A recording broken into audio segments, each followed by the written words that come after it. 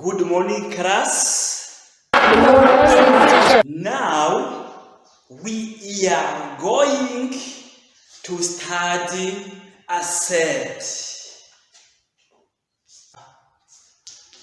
Asset. Yes. Okay. Who can tell us what asset is? Mukamana. A set is a collection of well-defined elements. Good! Murabahanga cyane. Gusa mwararenganye. Muzi ko buri munsi directeur yakira ibirego by'ababyeyi banyu bamusaba ko mwasibira. No. Ndagira ngo mbabwire ko twebwe abarimu ibyo ntitwabikunda, ntitwabyemera. Iyo ni violence. Murabaswa gute se? Kandi ababyeyi banyu babatumye kuvoma amazi murayazana. Iyo batumye kwahira ubwatsi bw'amatungo murabuzana.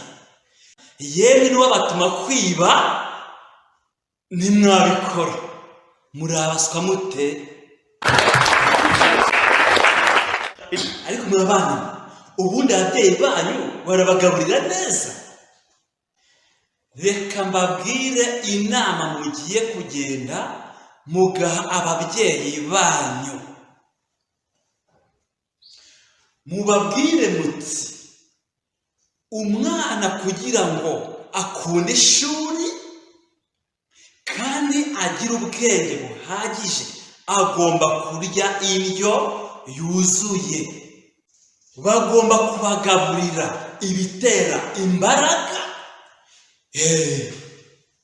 Mukagira imbaraga nyinshi cyane ku buryo batuma kuvoma abatuma gutashya mbese mukajya munyaruka. Bagomba kubagaburira ibyubaka umubiri. Wabonye? Mwabonye ku buryo ukora ibaba. Icya bagomba kubagaburira ibirinda indwara mukagira ubuzima buzira umuze. Mwabyumvishije? Mujyane ubwo butumwa mugire gute mububahereze. Ariko mwibuke seti. Bye.